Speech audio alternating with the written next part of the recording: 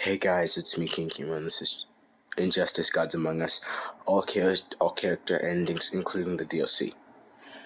If you're wondering why I didn't do this when I finished Injustice Gods Among Us, I had a lot on my plate. I was dealing with a lot on my plate then, so I couldn't exactly record a video. But now we'll get to it, shall we? Victory over Superman was only the beginning of Aquaman's rise to power. Uniting the world's oceans under the banner of Atlantis, Aquaman had a controlling interest in the planet's ecology and economy. His influence did not escape the attention of the world's multinational corporations, who looked to end his reign. Villains lured by the promise of big money to assassinate the King of Atlantis pursued him relentlessly. But Aquaman's popularity served him well. The world's citizens rose up in anger against those who would quell Aquaman's influence. The threat abated, a groundswell of support began for a united Earth under Aquaman's command. United? Seriously? Superman's defeat did not work to Ares' advantage as he had planned. The heroes of the parallel dimension helped this world's Batman build a conflict-free utopia that left the war god famished. On the brink of death, Ares managed to imprison Brainiac 5. He forced Brainiac to create a time loop beginning with the other dimensional heroes' arrival and ending just before their victory. In this pocket of time, Ares flourished. Endless war was his to savor. What is on your taste buds? Max out on fun! New G-Stream! Who's this? Superman had been a fool to believe Bane would willingly accept a subordinate role in the One Earth government. With the High Counselor out of the way, true leadership could begin. Bane found in Sinestro and Black Adam inspiring examples of ruthless, absolute authority. They reciprocated his regard for their talents. The three former villains regained control of the planet and formed a ruling triad that would be uninterrupted until the next phase of Bane's plan.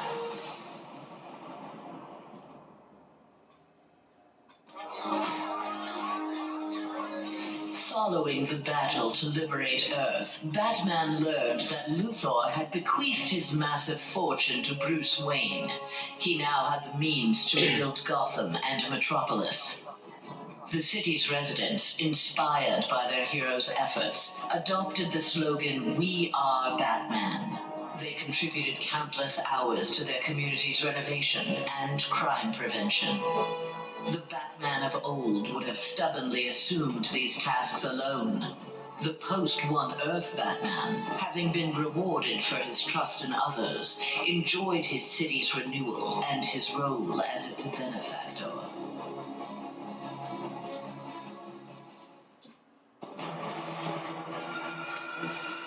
The defeat of Superman taught Black Adam one thing. Most of Earth's denizens were too weak to adopt Kahndaq's visionary form of government. He returned to his homeland with a new plan. Combining their energies, Black Adam and his Empress Isis created a mystical barrier around Kahndaq. There they reigned in peace, their country an oasis in the wasteland of human civilization. A true oasis once Black Adam had destroyed all other life on Earth. Damn.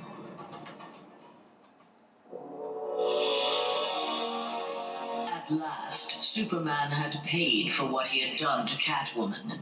Feigning allegiance to his regime had cost Selina her beloved Batman and her best chance at happiness.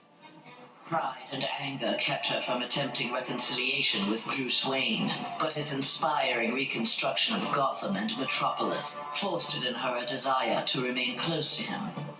Until she was ready to approach him again, she did her part to keep Gotham's streets clear of crime. Nascent underworld organizations had both the Bat and the Cat to fear. The Bat and the Cat. That's not bad.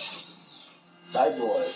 After Superman's defeat, Cyborg led the assault on the Fortress of Solitude to flush out remnants of the High Counselor's regime. The fortress was well defended, the battle intense. Cyborg was forced to use unfamiliar Kryptonian tools to make repairs to his damaged cybernetics. Enhanced with the alien technology, Cyborg found he could communicate with Superman's androids and order them to apprehend the opposition. With his army of super androids, Cyborg will bring justice to the world. Kind of unsettling. Note the fact that they have no hair unsettles me, makes me uneasy. With Superman's regime toppled, new governments formed to take its place. New governments meant new customers for Deathstroke, and business was booming. Soon there were more assassinations to carry out, revolutions to aid, and unrest to create than he could manage on his own. The One Earth regime's elite troopers, having committed atrocities in Superman's name, had gone into hiding from a populace bent on revenge. Impossible for most to find, but not for Deathstroke.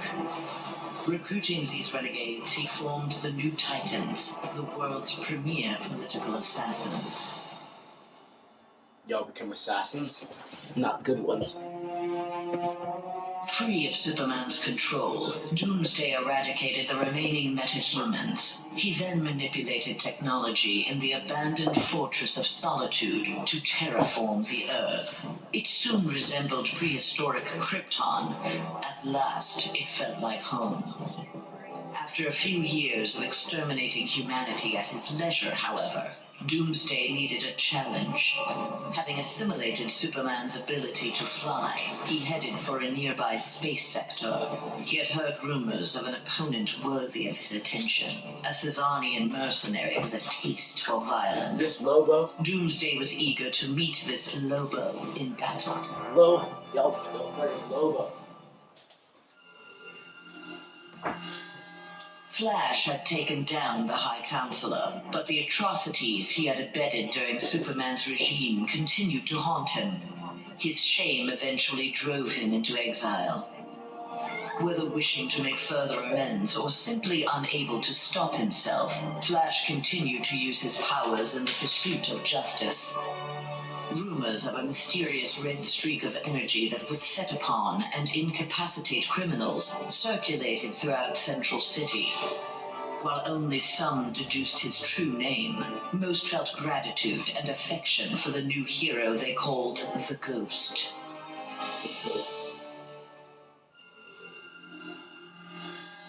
After the fall of Superman, Green Arrow visited the Star City of this parallel Earth. His counterpart was one of the first heroes to fall in the battle against Superman, one of the first to object to the Man of Steel's new tactics and reasoning. A memorial erected in Star City's Orchid Bay served as a reminder of the need to fight oppression regardless of the odds.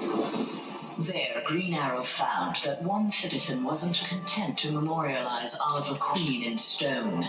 With Green Arrow's training, a new archer, dressed in crimson, took up the fallen hero's mantle. Let Star City's criminals beware. The night belongs to Red Arrow. Let him back. Red Arrow. Mere days after returning to his Earth, Green Lantern, in an event mirroring his ascension to the core, witnessed the crash landing of an alien ship. Investigating the wreckage, he encountered the pilot, who claimed to be Abin Sur. But this Abin Sur wore no power ring and referred to him in halting breaths as the Almighty One. Green Lantern tried to convince the alien of their past, that Abin Sur had named Hal Jordan his successor as the Green Lantern of Sector 2814. But the alien died from his wounds before Lantern could learn more of him. Lantern left immediately for Oa. The Guardians were his only hope of solving this mystery.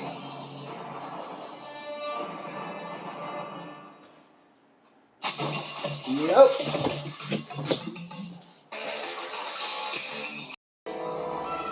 Joker or Harley The Quinn. defeat of Superman filled Harley with confidence. She knew what she was capable of and knew what she wanted. She traveled to the Visitor's Earth and freed the Joker from prison. Returning to her world, they married in a ceremony that set Gotham ablaze. At the reception, the cake-cutting ceremony took a gruesome turn. How so? As her new husband playfully mashed her face into the cake, years of abuse took its toll. Oh no. Something in Harley snapped. She used the ceremonial knife to slash Joker's throat. Yeah. Still wearing her wedding gown, Harley now resides permanently in Arkham Asylum. Well, damn. Who's this? Free of his brainwashing, Hawkgirl exacted revenge on the High Counselor for murdering her husband, Hawkman. She was nevertheless sent to prison for her role in the regime. One night, she awoke hovering above her cot, glowing with eldritch light. An instant later, she stood at the bottom of a shallow crater. There, she found the source of the light, a meteorite of pure nth metal. As she touched it, the meteorite sprung to life, encasing her in nth metal. The new armor made Hawkgirl invincible. Her first act, vengeance against those who had helped Superman capture Hawkman.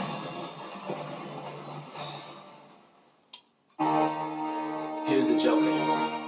Though he had failed to elevate the Joker clan's status, Joker was convinced a similar organization could be successful in his dimension. Joker used a series of devastating terrorist acts to frighten the populace, then convinced the more gullible among them that he was the path to security. The new Joker clan soon had millions of members worldwide and committed regular anti-government attacks, wreaking havoc on the global economy. Oh, this is Joker's paradise. Killer Frost reveled in her victory, but her overconfidence betrayed her. Seizing the opportunity, agents of Star Labs captured her. Their scientists harnessed her freezing power in order to fortify the world's polar ice caps. But Star Labs underestimated Frost's abilities. Turning on her captors, she froze their facility and eventually the entire Western Hemisphere. What? The survivors now struggled to overthrow the self-proclaimed Ice Queen. Boy. Lex. A win against this world's Superman was greatly satisfying, but its aftermath would be sweeter still. Luthor had traveled to this dimension to convince its residents that he was their Luthor, who had miraculously survived the High Counselor's globally televised attack on him. Beloved before, the triumphant Luthor was now worshipped.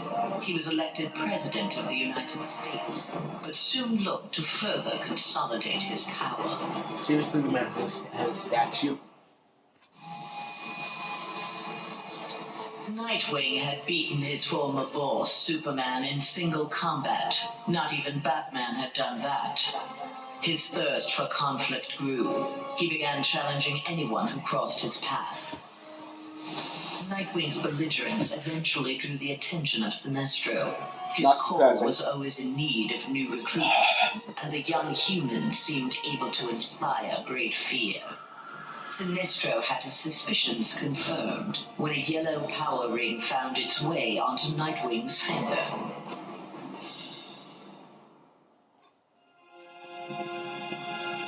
Winning the battle with Superman cost Raven dearly. The amount of demonic energy required overwhelmed her.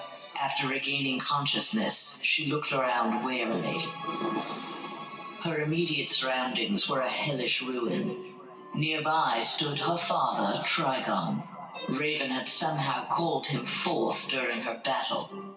Trigon thanked his daughter. He then summoned an army of demons and set out to destroy the rest of the planet. Well, that isn't good either. Following the events in the parallel dimension, Shazam's fellow heroes returned home. But an alien virus contracted during the transfer created in them acute mental instability. They turned on their fellow crime fighters in a deranged fury. Alone and desperate, Shazam shared the power of the Word with his adopted brothers and sisters. Their purity of heart gave them courage.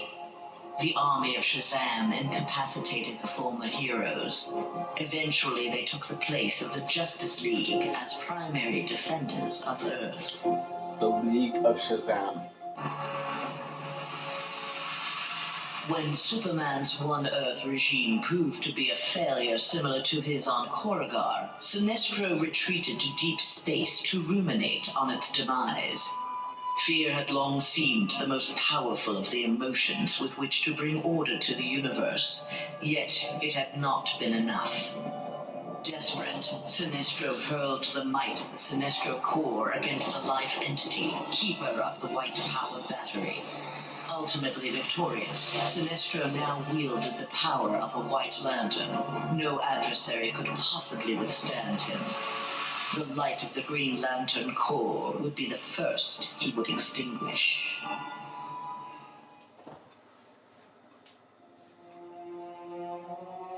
The battle over, Grundy eluded capture and returned to his swamp to heal his wounds. During regeneration, Grundy found he could channel the elemental force of the Red. All animal life would bend to his rule. His increased power also allowed him to resurrect the long-lost Grey Force. Now, instead of ruling Earth's creatures, he could simply destroy them.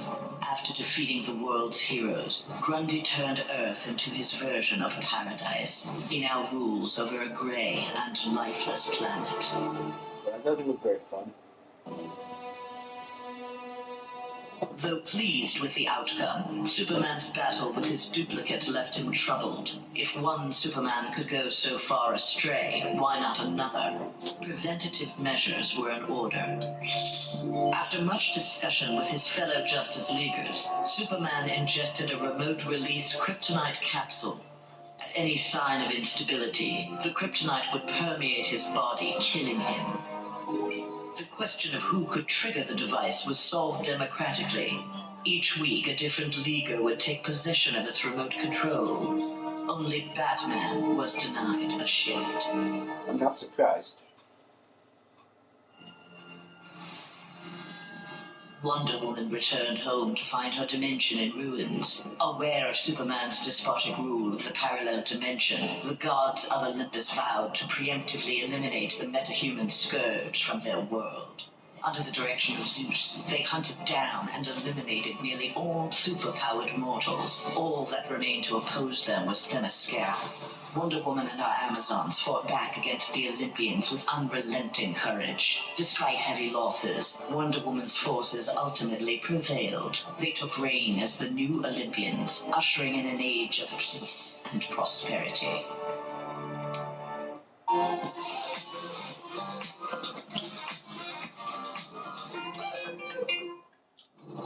Who's this? Not all heroes were destroyed by Superman. Some were actually created by him. Himself. A technology wizard, Barbara Gordon had eluded detection by One Earth intelligence, feeding information to the insurgency under the code name Oracle.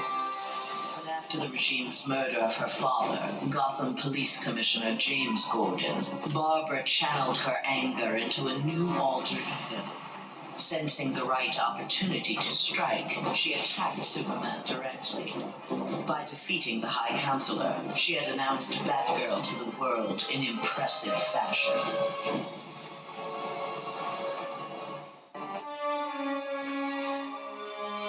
There was no shortage of vendettas during Superman's reign, and no shortage of bounties for Lobo to collect. He became one of the richest men in the universe by assassinating those who ran afoul of the High Counselor. Lobo's already massive ego inflated along with his rising wealth. Lobo searched for an assignment worthy of his abilities. With so many superpowered beings already dead at his hand, however, bounties were scarce. Lobo decided to use his wealth to create his own ultimate contract. He would kill the denizens of New Genesis, home of the new gods. Scorpion? The fool in the red cape had been dealt with. Now Scorpion would learn how he came to this place. Heretofore, only the sorcerer Quan Chi or the fallen elder god Shinnok could have summoned him. Scorpion's answers appeared in the form of Trigon, who accused Scorpion of deserting Trigon's demon army and stealing from him the glory of besting the High Counselor. The two faced each other in a titanic struggle. Scorpion emerged the victor and assumed control of Trigon's invasion force. Soon this strange new land would be his to rule.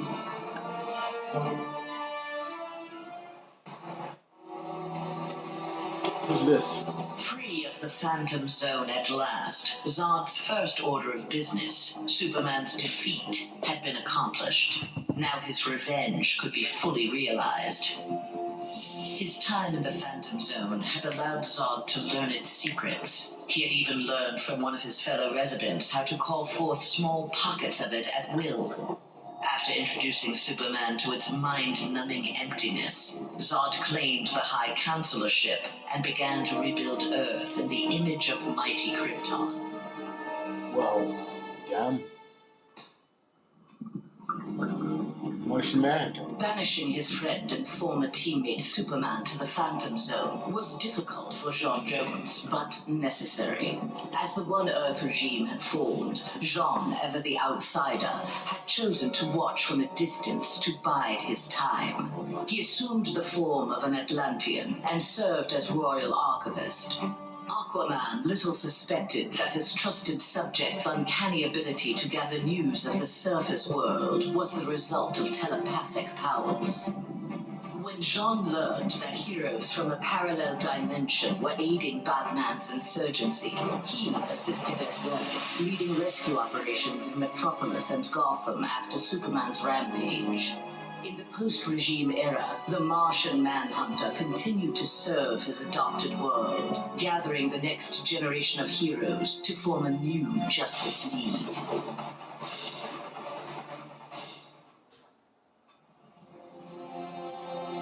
The defeat of Superman was a relief to Zatanna. During the regime, she and Dr. Fate had taken advantage of Superman's vulnerability to magic and turned the Tower of Fate into a sanctuary for Superman's enemies. Smart. She had saved many lives, but years of subterfuge weighed heavily upon her. After the regime's downfall, Zatanna was instrumental in restraining metahumans during their trial. But when a jury recommended the death penalty for the more immutable defendants, Zatanna intervened. She took the prisoners to the Tower of Fate. There they would remain, incarcerated, but alive. Well, that's not bad, actually. Alright, well, those are the endings of Injustice Gods Among Us. The one I really liked the most was Aquaman, how he pretty much just became a ruler of the entire planet. That was pretty good. To rate it, I give it a 10 out of 10. This can come out, and I'll see you later. Peace.